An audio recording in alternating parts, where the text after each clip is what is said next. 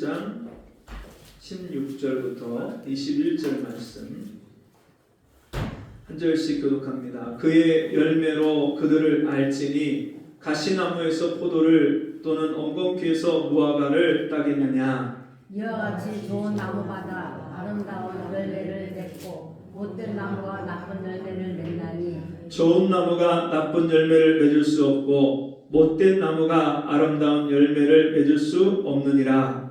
아름다운 열매를 맺지 아니한 나무마다 지켜 불에 던지우리라. 이러므로 그의 열매로 그들을 알리라. 나더러 주여 주여 하는 자마다 천국에 들어갈 것이 아니요 다만 하늘에 계신 내 아버지의 뜻대로 행하는 자야 들어가리라. 아멘. 같이 해보겠습니다. 열매가 있는 인생. 열매가 있는 인생. 우리가 요즘에 이제 들녘을 지나다니다 보면 이미 벌써 벼는 많이 추수를 했고요. 황금 들녘이 이제 다 이제 자취가 이제 감춰지는 시기고, 보면 이제 길가의 과수원이나 이런 것들을 보면 아주 빨간 사과가 탐스럽게 맺혀 있는 그런 모습을 봅니다. 여러분, 우리가 그런 모습들을 보면, 그런 풍경을 볼 때는 왠지 모르게 마음이 넉넉해지고 또 굉장히 즐겁고 굉장히 행복한 그런 마음을 느낍니다. 뭐 누구나 마찬가지겠지만 그런 감정들은 오곡백과가 무르익고 열매들이 맺혀있는 과일이 주렁주렁 달려있는 모습을 보면 모든 사람들에게 동일하게 느끼는 아마 감정일 것입니다. 여러분, 그런데 그런 오곡백과나 이런 나무나 식물만 열매를 맺는 것이 아니라 사람도 열매를 맺습니다. 사람이 태어나서 죽기까지 인생을 살면서 사람들은 저마다 다 각각 열매를 맺습니다. 근데 그 열매가 어떤 사람은 굉장히 아름다운 열매를 맺기도 하고 어떤 사람은 그렇지 못한 열매를 맺는 것을 보게 됩니다. 그래서 어떤 분은 말하기를 사람이 40이 되면 자기 얼굴에 책임을 져야 된다, 그렇게 얘기를 하셔요. 40이 안 된 분들은 아직까지는 책임을 안 져도 될지 모르겠지만 40이 넘으신 분들은 내 얼굴이 내가 살아온 인생을 말해주는 거예요. 그래서 얼굴을 보면 대충 그 사람이 어떤 삶을 살아왔는지, 아주 욕심부리고 교만하고 거짓말하고 고집스럽고 그렇게 살았는지 그게 대충 얼굴을 보면 좀 나타나죠. 근데 어떤 분들은 보면 얼굴이 너무 선해서 진짜 보기만 해도 야, 저분은 법 없이 살 사람이네, 우리가 그런 말들을 하기도 합니다. 여러분, 그런데 인생의 열매를, 아름다운 열매를 맺는 사람과 그렇지 못한 사람의 차이가, 또 그렇게 되는 이유가 무엇일까요? 사람마다 다 아름다운 열매를 맺기를 원하지만, 자기 인생이 행복하고 많은 사람에게도 또 인정을 받고 칭찬을 받는 그런 인생을 살기를 원하지만 그렇지 못한 것을, 우리의 현실을 우리가 많이 보게 됩니다. 여러분, 오늘 우리 성경에 보면 좋은 열매, 아름다운 열매 맺는 사람이 있고 그렇지 못한 나쁜 열매를 맺는 사람이 있다.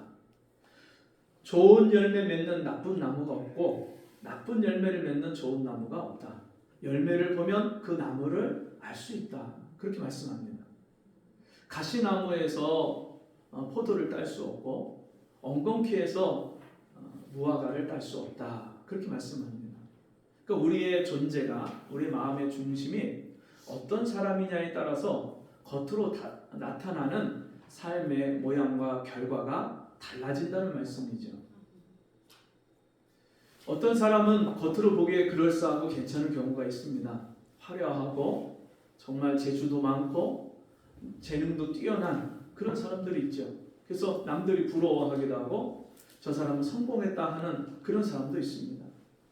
그런데 여러분, 과일도 겉은 멀쩡한데 쪼개보면 속에 썩은 게 나와요.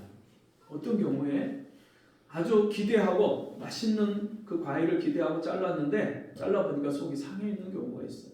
그와 같이 어떤 사람은요, 겉으로는 믿음이 좋은 척 할 수 있고요, 겉으로는 다른 사람한테 선한 척, 착한 척, 좋은 척을 할 수 있어요. 잘 해주는 것 같고 그 사람한테 아주 좋은 인상을 주기 위해서 애를 씁니다. 되게 사기꾼들이 어떤 사람에게 속여서 뭔가를 얻기 위해서 처음에는 잘해줍니다. 정말 그 사람이 야 어떻게 나한테 이렇게 잘해줄까 할 감동을 받을 정도로 너무너무 잘합니다. 근데 얼마 못 가서 금방 자기의 본색이 드러나는 그런 경우도 봅니다. 오늘 성경에서는 나무가 좋은 나무여야만 좋은 열매를 맺을 수 있다 그렇게 말씀합니다. 그럼 우리는 좋은 나무일까요? 나쁜 나무일까요?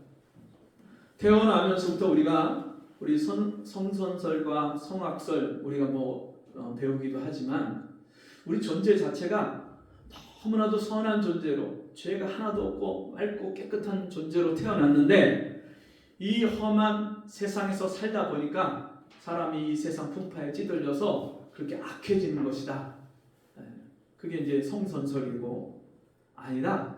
원래 사람은 태어날 때부터 아주 똘똘 그렇게 악한 존재로 뭉쳐서 태어나는데 살면서 교육을 받아서 그래서 사람다운 모습으로 그렇게 고쳐가는 것이다. 그게 이제 성악설이다. 이제 우리가 그렇게 얘기를 하는데요.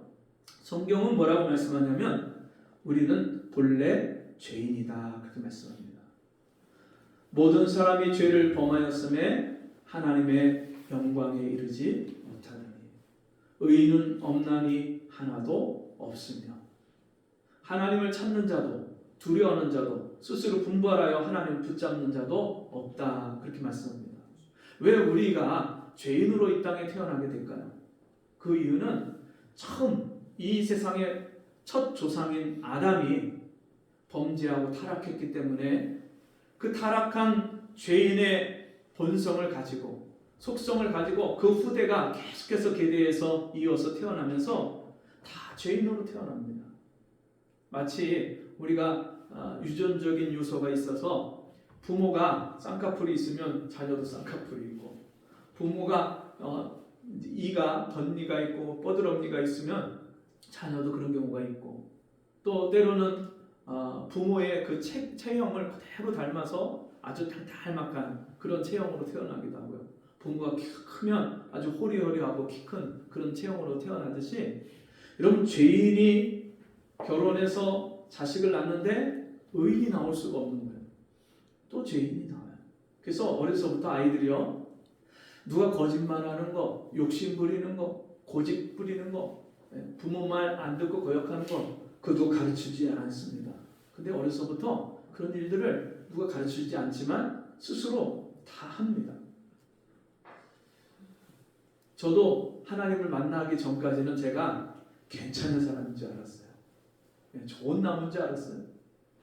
동네에서 어른들에게 예의 바르고 또 동네 어른들을 잘 섬겼기 때문에 우리 집에 누가 손님이 오신다 그러면 제가요 초등학교 3학년 4학년 때부터 고구마 삶아서 대접하고 우리 엄마가 하는 걸 그대로 보고 동치미 썰어갖고 갖다가 대접하고 그러니까 동네 할머니들 아줌마들이 얼마나 칭찬을 많이 하는지 몰라요. 가면은 어른들한테 예의 바르게 인사하고 정중하게 인사하고 그러니까 동네에서 아주 예의 바른 그런 청년이에요. 그런 학생이에요. 학교 가면 선생님 말씀 잘 듣고 심부름 잘하고 선생님 묻는 말에 대답 잘하고 그러니까 모범생이에요. 그래서 저는 제가 그래도 괜찮은 사람이라고 생각했어요. 고등학교 1학년 교회 여름 수련회를 같이 가자고 해서 따라갔는데 마지막 저녁 기도회 시간에 주님이 저를 찾아오셨어요. 제가 살아온 삶을 초등학교 1학년부터 고등학교 1학년까지 10년의 삶을 제 인생을 영화 슬라이드 필름을 비춰주는 것처럼 하나씩 하나씩 보여주시는데 우리 어머니 주머니에서 돈을 꺼내서 가게 가서 군것질하는 모습부터 보여주세요. 까맣게 잊어버렸던 옛날 일 한 번 해서 재밌으니까 그 다음에 2번, 3번, 4번 하던 제 모습을 보여주세요.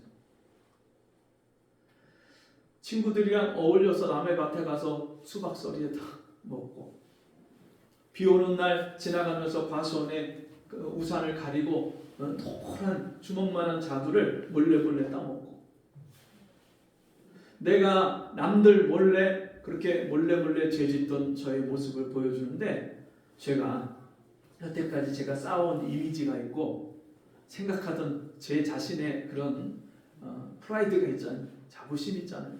그래도 내가 착한 사람이고 예의 바른 사람이고 모범생인데, 그게 깨지기가 싫으니까 하나님 앞에 버티고 죄인이라고 인정을 안 하니까 하나님이요, 맨 마지막에 무슨 죄를 보여주냐면 우리 아버지를 죽이고 싶도록 미워한 죄를 보여주세요. 그러면서 사람이 마음으로 미워하면 이미 살인하였느니라. 하나님이 보는 기준은요, 겉으로 행한 것만 죄가 아니라 속에 마음에 품고 있는 미움과 그 악까지 하나님 다 드러내서 보여주시는데, 진짜 지옥이 있는 게 믿어지고요, 지옥의 가장 뜨거운 불구덩이에 내가 가야 될 사람이구나. 주변에서 악을 행하고 죄를 짓는 사람을 보면 제가 손가락질하고 정죄하고 비난했습니다. 야, 어떻게 사람이 저럴 수 있느냐. 근데 저도 그 사람들과 다르지 않더라고요. 제 환경이나 상황이 저도 어렵고 사랑받지 못하고 인정받지 못하는 그런 환경에서 자랐다면 저도 얼마든지 그런 악을 행할 수 있는 가능성 있는 사람.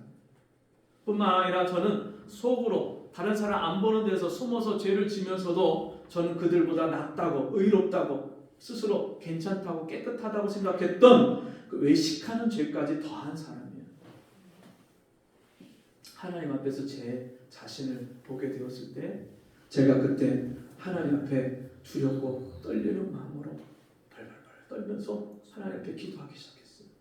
하나님, 저 같은 죄인도 용서받을 수 있나요? 그리고 하나님을 만나면요, 내가 죄인인 게 깨달아져요. 그리고 그 하나님이 죄 없으신 거룩하신 하나님이라는 것을 깨닫는 순간에 그 하나님 무서워져요. 하나님 재판장이시고 심판장이시기 때문에 하나님 내 삶을 심판하시면 그 결과로 지옥 갈 수밖에 없는 죄인이라는 게 깨달아지니까 그 앞에서 두렵고 떨림으로 기도합니다. 그때 2000년 전에 있었던 사건, 지금 2023년이니까 거의 2000년 전에 있었던 그 사건, 예수님이 십자가에서 피 흘려 죽으신 사건을 저에게 보여주셔요. 그 역사적 사건을 제 눈앞에 보여주십니다. 벌거벗겨서 머리에 가시 면류관을 쓰고 이마에서부터 피가 얼굴을 타고 흘러내리고 온몸에 채찍으로 맞아서 갈기갈기 찢긴 그 상처에서 피가 내리고 양 손과 발에 못을 박히고 옆구리에 창에 찔려서 그 처참한 모습으로 그렇게 십자가에 죽으시는 예수님을 저에게 보여주십니다.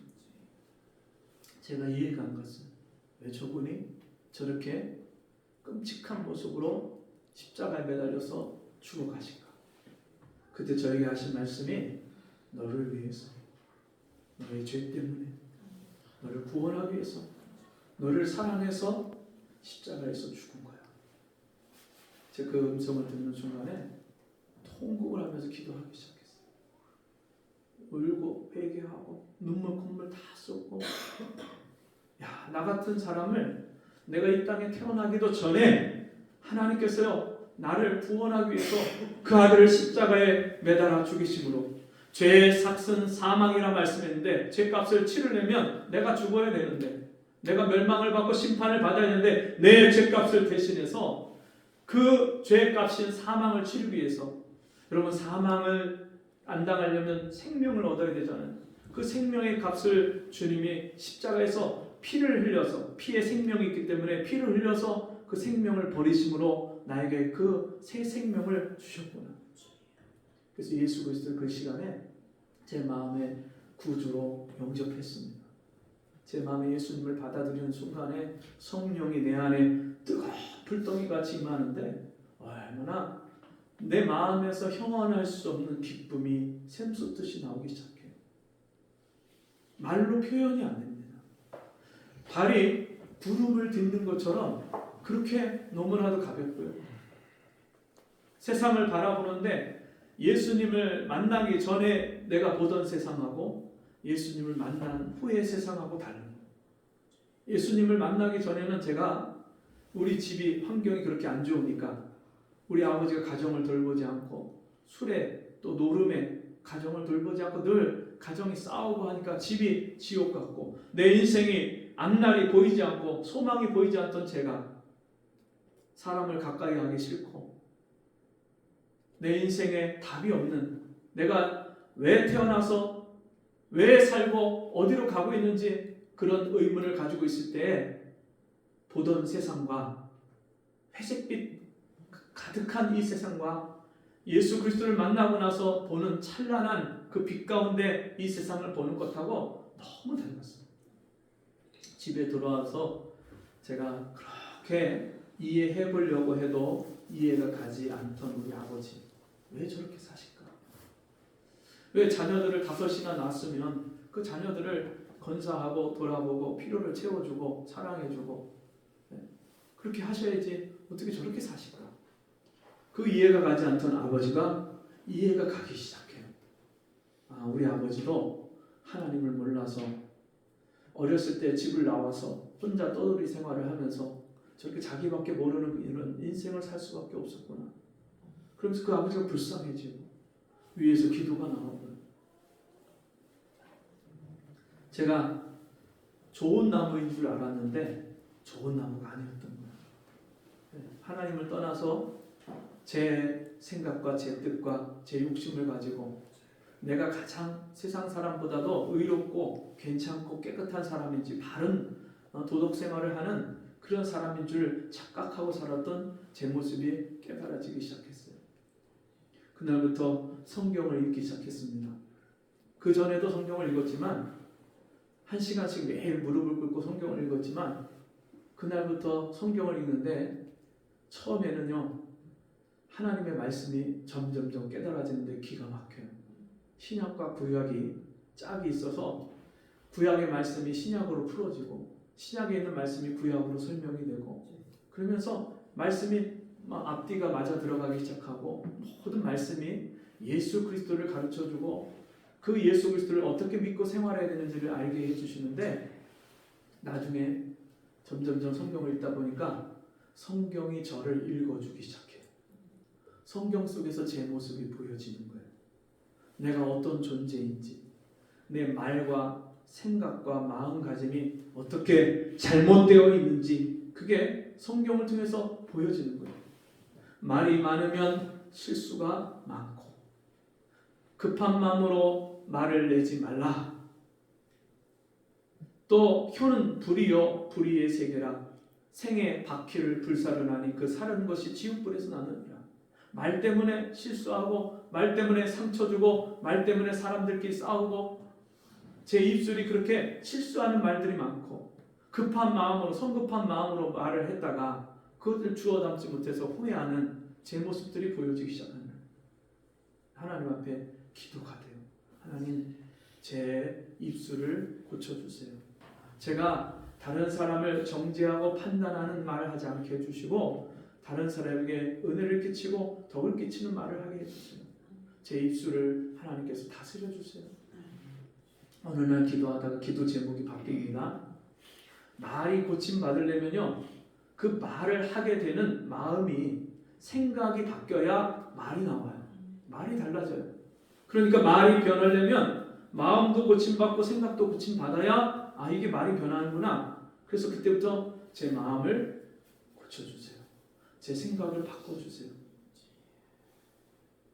그러면서요 6개월을 전혀 그 한 가지 기도 제목을 붙잡고요 하나님하고 씨름합니다. 밤낮으로 기도합니다. 새벽 기도 나와서 2-3시간씩 하나님 앞에 엎드려서 기도하고 저녁에 되면 또 1-2시간 또 기도하고 그 이전에도 수시로 시간만 나면 하나님 앞에 나를 변화시켜달라고 고쳐달라고 기도할 때 하나님 나를 변화시켜 주시기 시작합니다.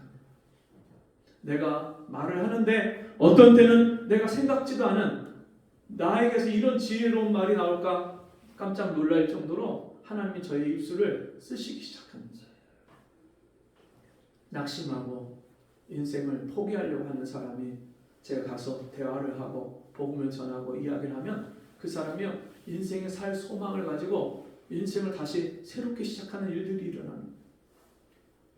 가정이 깨지고 가정이 진짜 어떻게 해야 될지 부부간에 서로 답이 안 나오던 분들이 가서 신방하고 권면하고 또 돌보고 기도하다 보니까 그 사람이 가정이 회복되는 일들이,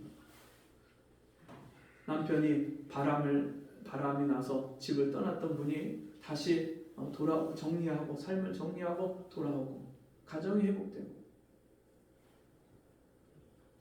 여러분, 우리 인생에 우리가 참 고침받을 것이 많은데도 불구하고 내 자신을 보지 못하고 살아가던 우리가 이제 예수 그리스도를 알고 만나면 생명의 씨앗인 예수님이 내 안에 들어와서 내가 예수님께 접붙임바 되어서 내 인격이나 삶이, 내 존재가 나쁜 나무가 아니라 죄인의 쓴 열매를 맺을 수밖에 없는 내가 이제는 하나님의 자녀로 거룩한 삶을 살게 되는 좋은 나무가 되는 것입니다.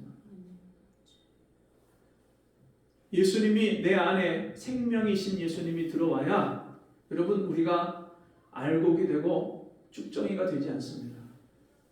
제가 농사를 접어서 아는데 알곡과 쭉정이를 구분하는 게 처음에 그 농사 전문가가 아니면 잘 구분이 가지 않습니다. 벼가 자라면서 이렇게 이삭이 나오는데 그게 그냥 보면은 이삭이 다 똑같은 이삭처럼 보여요. 근데 나중에 되면 그게 겉은 진짜 벼 이삭인데 속 안이 비어있는 쭉정이가 있어요. 그거는요 꼿꼿하게 서 있어요. 근데 그 안에 진짜 꽉 차갖고 알곡이 들어가 있으면 그거는요 시간이 지날수록 구부러지고 고개를 숙이는 그런 모습들이 보여요. 여러분은 알곡이십니까? 쭉정이십니까? 인생을 다 살고 났는데 내 인생이 후회가 된다면 그럼 그것은 알곡으로 산 것이 아닙니다. 우리가 살다 보면 참 우리 주변에 사람들의 부러움을 샀던 사람들이 한순간에 사람들의 지탄의 대상이 되는 경우를 보게 됩니다. 한순간에 인기도 얻고 부와 명예를 얻었던 사람이 또 한순간에 나락으로 떨어져서 사람들에게 잊혀지는 그런 일도 일어납니다. 여러분 자신은 인생의 열매를, 어떤 열매를 맺고 살고 계십니까? 좋은 나무가 아름다운 열매를 맺고 나쁜 나무가 나쁜 열매를 맺는다고 말씀해 주셨는데 여러분 아름다운 열매는 어떻게 확인할 수 있을까요? 여러분 내 자신이 내가 스스로 괜찮다, 인생을 잘 살았다 아무리 얘기해도 같이 사는 가정에서 식구가 나를 인정해 주지 않으면 그 사람은 절대 아름다운 열매가 아닙니다. 여러분 진짜 아름다운 열매는 가정에서 함께 사는 식구가 인정을 해줘야 되고요. 나를 가장 잘 아는 직장의 동료가 나를 평가할 때 야 진짜 당신은 내가 보니까 우리와 다릅니다. 정말 다릅니다. 인정을 해줄 수 있는. 그리고 하나님이 보실 때 예수 그리스도 안에서 새 사람으로 거듭난 그런 사람이 여러분 세상 사람들 앞에서도 인정을 받고 칭찬을 받는 그런 존귀한 사람이 되는 거예요.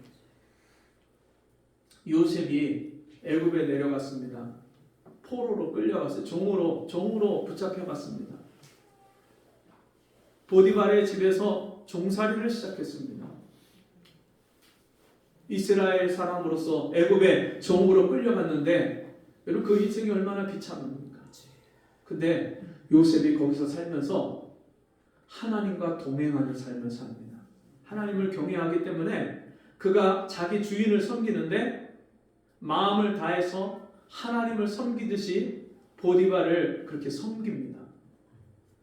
얼마나 그 요셉이 다른 종들과 다르게, 다른 종들은 종이기 때문에 죽지 못해서 마지 못해서 그 비참한 인생을 살아가지만 이 요셉은요 자기에게 맡겨진 일을 성심을 다해서 그렇게 섬기는 거예요. 하나님이 나를 여기까지 보내셨다는 것을 인정을 하고 그렇게 자기 주인을 섬기는 거예요.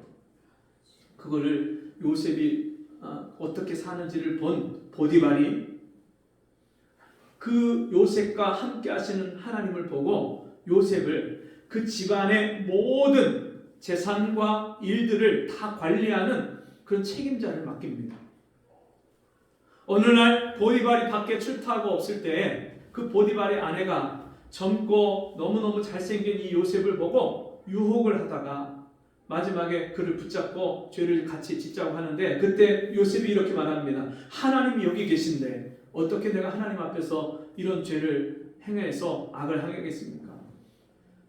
내 주인 보디발이 이 집안에 있는 모든 것을 다 나에게 맡겼는데 당신은 나에게 맡기지 않았습니다. 당신이 그의 아내이기 때문입니다.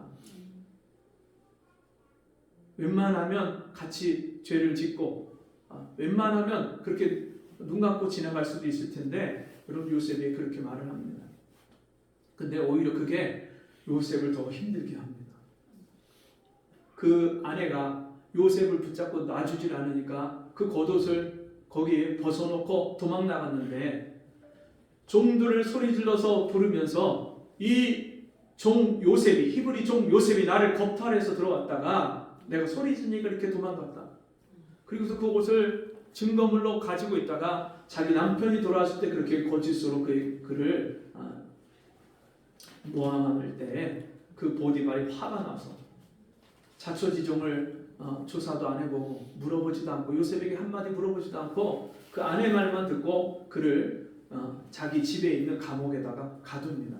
그때 정치인들이 수용된 그런 아주 고위 관리직이 왕에게 미움을 받아서 쫓겨난 그런 관료들이 수감되어 있는 감옥에 요셉이 들어갑니다. 여러분 이쯤 되면 우리가 어떤 삶을 살게 될까요? 절망하고 내 인생 다 포기하고, 야 어떻게 내가 그렇게 마음을 다해서 주인을 섬겼는데, 그리고 자기 아내가 나에게 죄를 짓자고 하는데도 내가 거기 넘어가지 않고 끝까지 그렇게 내가 죄를 짓지 않았는데 어떻게 나를 이렇게 모함하는 그 말에 나를 이렇게 감옥에 집어넣을까? 자기 주인을 원망하고 자기 인생을 비관하고 종으로 팔려온 것도 억울한데 너무나 괴로운데 이제 모함 누명까지 써서 그렇게 진짜 내 인생이 이렇게 감옥에 갇히는 신세가 됐을까? 정말 인생을 끝장내고 인생을 포기하고 싶은 마음이 얼마나 컸겠어요. 근데 그 요셉이 하나님을 알고 두려워하고 하나님과 함께 사는 생활을 살다 보니까 하나님이 내 마음을 아시니까, 하나님이 내 의로움을 정직함을 아시니까 그 하나님이 갚아주실 것을 믿고 하나님 앞에서 살면서 오히려 그 감옥 안에서 아주 진짜 다른 죄수들과 다른 삶을 사니까 간수장의 눈에 들어서 간수장이 또 그 감옥 안에 있는 모든 업무를 요셉에게 맡깁니다. 왕의 술 맡은 관원장, 떡 맡은 관원장, 지금으로 말하면 진짜 비서관인 그런 사람들이 거기 갇혔는데, 그들이 어느 날 한날 한시에 똑같이 꿈을 꿨을 때 그 꿈을 해몽해주고, 한 사람은 그 꿈대로 달려서 죽고, 한 사람은 이제 복직이 되어서 왕 앞에 다시 갔을 때 그에게 그가 요청을 합니다. 술 맡은 관원장에게 당신이 왕 앞에 가면 왕에게 내가 여기서 이런 데 갇힐 만한 죄를 짓지 않은 것을 당신이 가서 이야기해 주십시오. 그래서 나를 여기서 꺼내 주십시오. 부탁을 했는데 그가 복직이 돼서 가서는 요셉을 잊어버리고 까맣게 잊어버립니다. 정말 자기 누명을 벗을 수 있는 기회조차도 잃어버립니다. 근데 어느 날 왕이 꿈을 꾸고 기가 막힌 꿈을 꿨을 때, 그 꿈을 해몽할 사람이 아무도 없을 때, 그때 그 술 맡은 관원장이 자기 꿈을 해몽해줬던 요셉을 떠올리고, 왕이여 내가 왕에게 불충을 해서 이렇게 감옥에 갇혔을 때 제가 꿈을 꿨는데 떡 맡은 관원장과 제가 동시에 한날 한시에 꾼 꿈을 요셉이라는 사람이 해몽을 해줬는데 그대로 됐습니다. 데려와라. 그가 와서 왕의 꿈을 해몽을 해주는데 이 땅에 앞으로 7년 풍년이 될 겁니다. 그리고 그 풍년이 지나고 나면 7년 흉년이 될 겁니다. 왕은 지혜로운 사람들을, 인재들을 뽑으셔서 많은 창고를 짓고 7년 풍년의 곡식을 거둬야 그 다음에 7년 흉년 때 나라가 망하는 것을 면할 수 있을 겁니다. 그 얘기를 듣고요, 왕이 너처럼 지혜로운 사람이 어디 있느냐, 그리고 그 요셉을 그 당시 가장 강대국인 애국, 지금의 이집트인 그 나라의 총리로 세웁니다. 여러분, 이 과정을 보면 어떻게 하나님을 믿고 하나님을 만나서 아름다운 열매를 맺어가는 사람의 삶이 세상에 있는 사람과 전혀 다르다는 것을 우리가 알 수 있듯이, 오늘 저와 여러분이 이 세상에서 정말 다른 사람들에게 어떤 평가를 받는지, 혹 때로는 일시적으로 우리가 다른 사람에게 오해를 받거나 또는 다른 사람이 나를 낮춰서 그렇게 본다 할지라도 후에는 그 모든 주변에 있는 사람들이 저와 여러분을 하나님의 사람으로 인정을 하고 세상 사람들과 다른 기준을 가지고 자기 욕심 부리고 자기 교만하고 자기 이름을 내세우려고 하고 남들 위해 군림하려고 하고 욕심 부리고 이기적이고 교만하고 거짓말하고 약삭 빠르고 그렇게 세상 사람들이 사는 방식대로 사는 것이 아니라 겸손하고 자기를 낮추고 남을 높이고 다른 사람을 위해서 자기를 희생하고 다른 사람을 행복하게 하고 복되게 하는데 자기 삶을 드리고 그것을 기쁨으로 즐거움으로 여기는 우리의 삶을 세상 사람들이 본다면 맨 마지막에 결국에 가서는 그런 세상 사람들 앞에 하나님이 우리를 높이셔서 세상 사람들이 존귀하게 여기는 그런 사람들로 우리를 세울 겁니다. 여러분, 가정에서 내 가장 가까운 아내와 남편이, 부모, 형제가, 내 자녀들이 나를 어떻게 바라보고 있습니까? 우리가 직장에서 매일같이 만나서 같이 함께 여러 시간을 같이 일을 하는 사람이 내 말하는 것이나 행동하는 거나 일상생활을 사는 것을 늘 지켜보는 사람이 나에 대해서 뭐라고 평가하고 있습니까? 그리고 우리 자신이 우리 스스로를 생각할 때 나는 과연 아름다운 열매를 맺고 살고 있는지, 아니면 정말 다른 사람들을 힘들게 하고 다른 사람을 마음을 아프게 하고 상처를 주고 다른 사람에게 손해를 끼치고 해를 끼치는 그런 삶을 살고 있는지, 사람들의 기준뿐만 아니라 하나님 보시기에 아름다운, 하나님 보시기에 정말 선하고 하나님 보시기에 칭찬할 만하고 하나님이 인정할 만한 그런 아름다운 열매를 맺고 살고 있는지 우리 자신을 돌아보기를 원합니다. 성령의 열매는 사랑과 희락과 화평과 오래 참음과 자비와 양선과 충성과 온유와 절제니 이것을 금지할 법이 없느니라.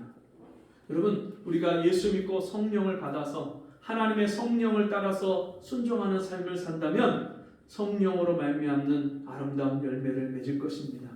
저와 여러분이 이런 귀한 삶을 살게 되고 아름다운 열매로 하나님과 사람에게 기쁨과 행복을 주는 그런 저와 여러분 되시기를 바랍니다. 같이 기도하겠습니다. 하나님 아버지, 오늘 우리가 하나님 앞에 나와서 우리 인생에 어떤 열매를 맺고 살고 있는지 우리 자신을 돌아보기를 원합니다.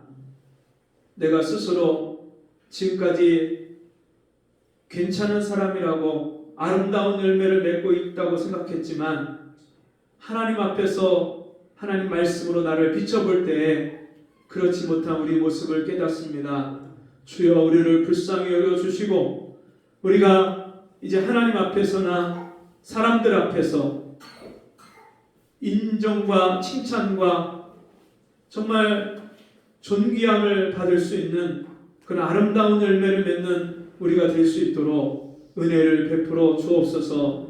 예수님의 이름으로 기도합니다. 아멘. 광고 말씀 잠깐 드립니다.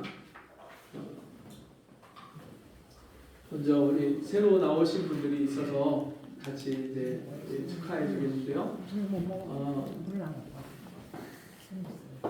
저하고 저희 아파트, 임대 아파트 입주 동기, 16년 입주 동기이신 우리 박준수 씨 나오셨습니다. 우리 박수로 환영하겠습니다.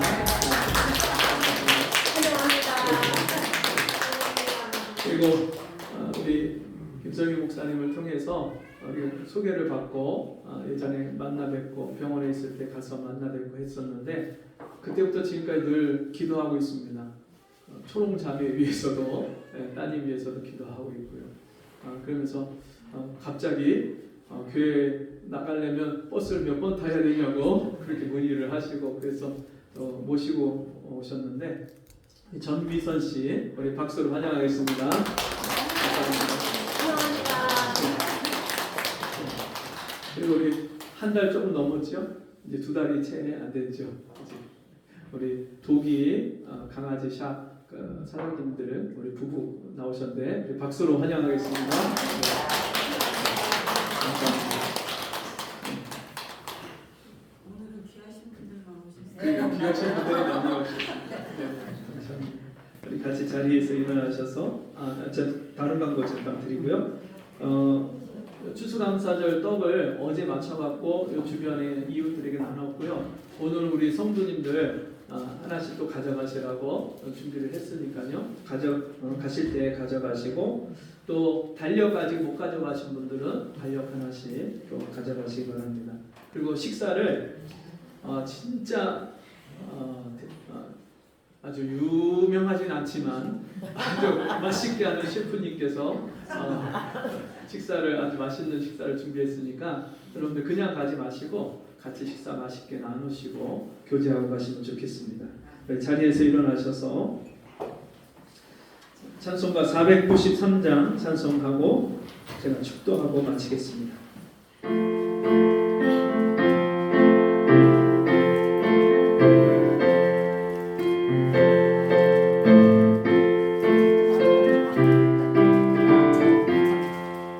나 이제 주님의 새 생명 얻고 옛것은 지나고 새 사람이로다. 그 생명 내 맘에 강같이 흐르고 그 사랑 내게서 해같이 빛난다. 영생을 맛보며 주 안에 살리라. 오늘도 내일도 주 함께 살리라. 주 안에 감추인 새 생명 얻으니 이전에 줬던 것 이제는 값없다. 하늘의 은혜와 평화를 맛보니 찬송과 기도로 주 함께 살리라. 영생을 맛보며 주 안에 살리라. 오늘도 내일도 주 함께 살리라. 산천도 조목도 새 것이 되었고 죄인도 원수도 친구로 변한다. 새 생명 얻은 자 영생을 맛보니 주님을 모심만 새 하늘이로다. 영생을 맛보며 주 안에 살리라. 오늘도 내일도 주 함께 살리라.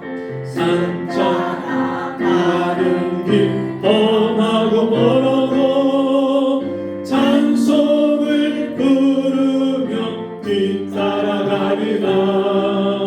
나 주를 모시고 영원히 살리라. 날마다 섬기며 주 함께 살리라.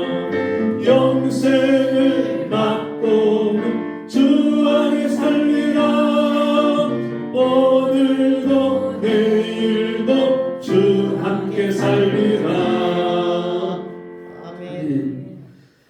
지금은 우리 주 예수 그리스도의 은혜와 하나님 아버지의 크신 사랑하심과 성령의 감화하시고 감동하시고 위로하시고 우리를 교통하게 하시는 그 놀라운 역사가 오늘 주님 앞에 나와 우리의 삶을 돌아보며 예수 그리스도 안에서 아름다운 열매를 맺기를 소원하고 다른 사람들에게 기쁨과 사랑과 행복을 전해주는 이 복된 삶을 살기를 소원하며 돌아가는 우리 성도들 머리 위에, 저들의 가정과 사업과 생업 위에 지금부터 영원토록 함께 있을지어다.